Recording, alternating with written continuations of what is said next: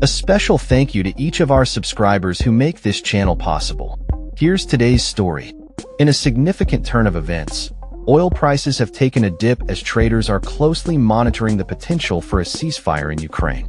The latest developments come as former President Donald Trump advocates for a summit between Russian President Vladimir Putin and Ukrainian President Volodymyr Zelensky, following a series of high-level discussions in Washington. Brent crude has fallen below $66 a barrel, remaining within the narrow price range that has characterized the market for the past 2 weeks. The prospect of a peace deal could potentially lead to a relaxation of restrictions on Russian crude exports, although it is important to note that Moscow has continued to maintain its oil flow since the onset of the conflict. Trump's recent phone call with President Putin emphasized the need for both leaders to consider a one-on-one meeting after his discussions with Zelensky at the White House. This shift in diplomatic engagement appears to signal a reversal of fortune for Ukraine, particularly in light of Trump's earlier remarks in Alaska, where he placed the onus of resolving the conflict on Ukraine itself.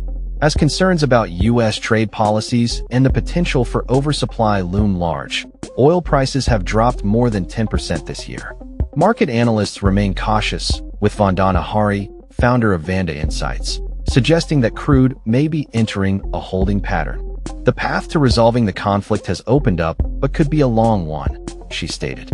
Despite ongoing diplomatic efforts, violence has persisted, with Ukraine reporting a fresh strike on Russia's Druzhba oil pipeline system, a critical conduit for crude supply to Central Europe. In retaliation, Ukraine claims that Russia targeted a domestic oil refinery overnight. The ongoing conflict and the uncertainty surrounding peace talks have contributed to a relatively stable price range for crude oil, as thinner summer trading volumes continue to impact the market.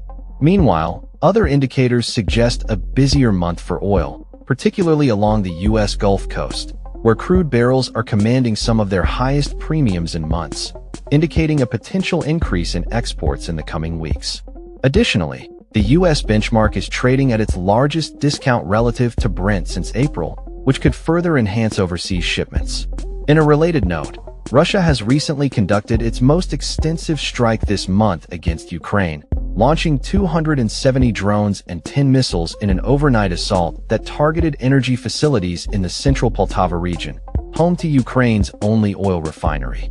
This attack, which resulted in significant fires, occurred just a day after Trump hosted Zelensky and European leaders for discussions aimed at promoting peace. As part of ongoing diplomatic efforts, Russia and Ukraine have also engaged in prisoner swaps, exchanging bodies of fallen soldiers as part of agreements reached during previous peace talks held in Istanbul. Despite these exchanges, the road to a comprehensive peace agreement remains fraught with challenges. Major sticking points include potential land swaps and security guarantees for Ukraine, with both sides remaining at an impasse. Ukraine and its European allies continue to call for a ceasefire while negotiations are underway, but Putin has shown little willingness to consider such a proposal. With his military forces advancing in Ukraine, the Russian president has little incentive to halt operations. In a previous meeting, Trump had threatened Russia with severe consequences if it did not agree to a ceasefire, but he later shifted his focus towards seeking a comprehensive peace deal, aligning with Putin's stance. Ukraine's conditions for any peace agreement include assurances that it will be able to defend itself against future attacks from Russian forces. President Zelensky has emphasized the need for a strong Ukrainian military, supported by weapons and training from Western partners. This may also entail a guarantee akin to NATO's collective defense mandate, which suggests that an attack on one member is viewed as an attack on all.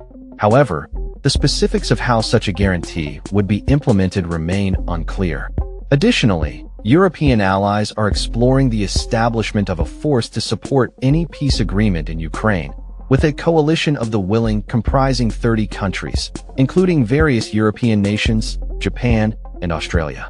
The role of the U.S. in this coalition is still being determined, with European leaders eager to secure American military involvement.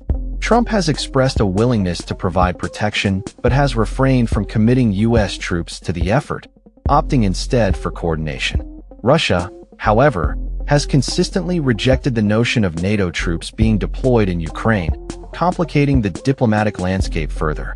As the situation evolves, the international community remains watchful, hoping for a resolution that brings lasting peace to the region while navigating the complexities of global oil markets. That's all for this story.